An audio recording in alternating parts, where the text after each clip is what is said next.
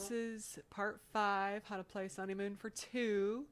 My name is Shannon Gunn. Please subscribe. This is about vocabulary. So I'm going to have you all play through some things and then explain it later. And you can download a PDF from my website, Jazz Improv Institute. I'm going to explain what all this means later. It's called Minor Vocab Number 1. Download it from my website and let's play it at about 100 beats a minute. 1, 2, 1, 2, 3.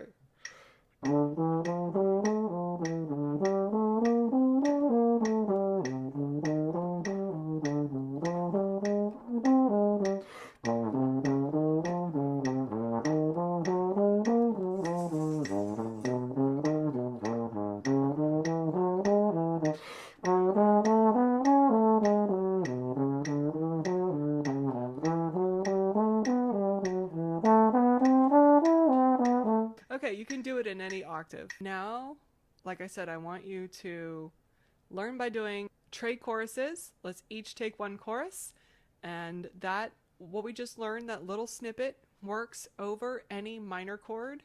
So when it gets to measure 9, I want you to insert that piece of vocabulary into that chord. 2, 1, 2, 3.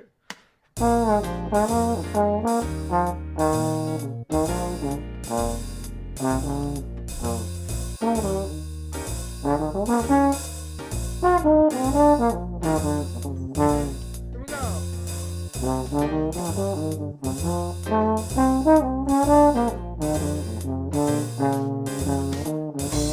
Your turn.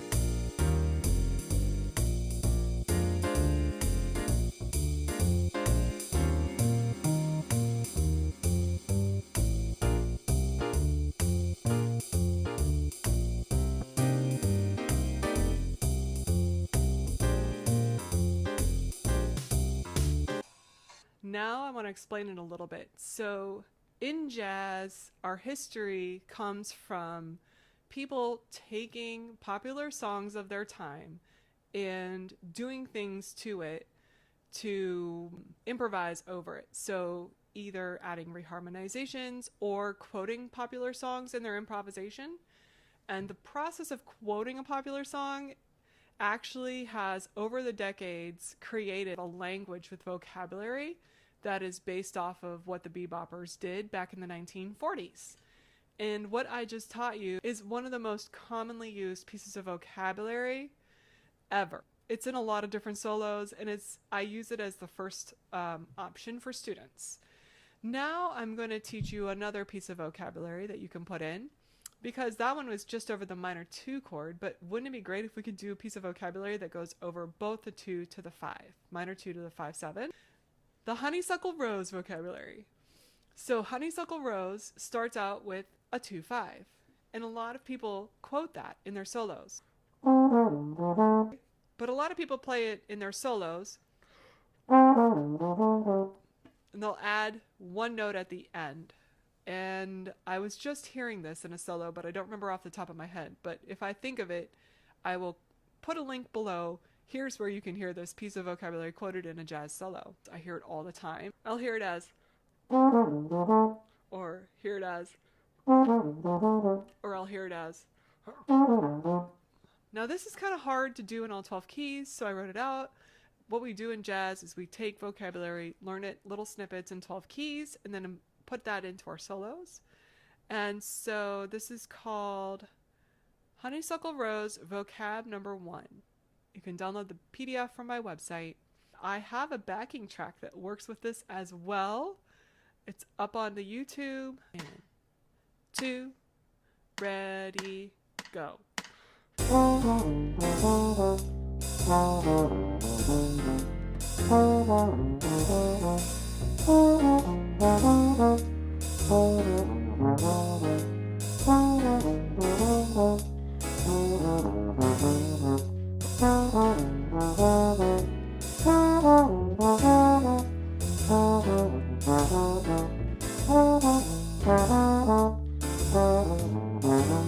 Now I want you to take that and I want you to apply those notes over measures 9 and 10 in Sonnymoon for 2. You're not being an imposter when you do this. A lot of people think, I'm not being creative. By playing a snippet of vocabulary, you're actually showing people not only have you listened to the canon, but you are paying homage to the masters.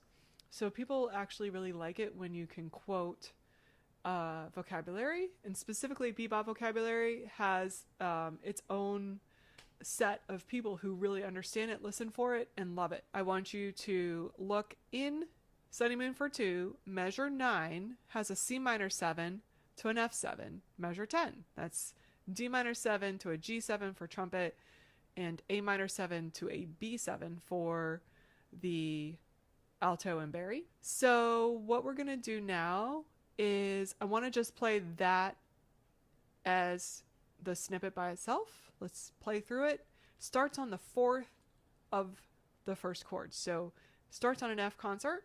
1 and 2 and ready, go. Like that. Do it again. 2, ready, go. Okay. Now I want you to incorporate that into your solo when you get to measure 9 and measure 10 of the B flat blues. I'll go first, you go, and let's take one chorus each. 2, 1, 2, 3.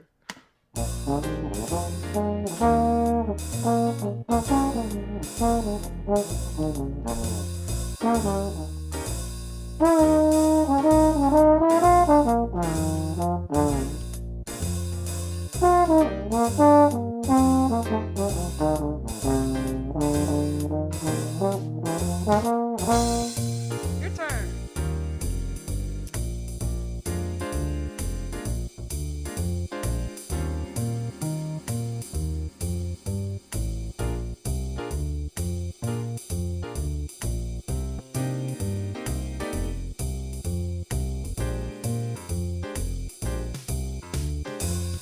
So that is another option of what you could play over the 2-5, and you can put that over any 2-5. You could start halfway through the measure and play it. You could start at the beginning of the measure and play it. It will all sound good, and that's because the minor 2-5 is a chord progression that really indicates the tonality of where it's about to go. People often interchange a 2 chord with a 5 chord or a 5 chord with a 2 chord if they know it's going to be going back to the tonic. I hope that's helpful.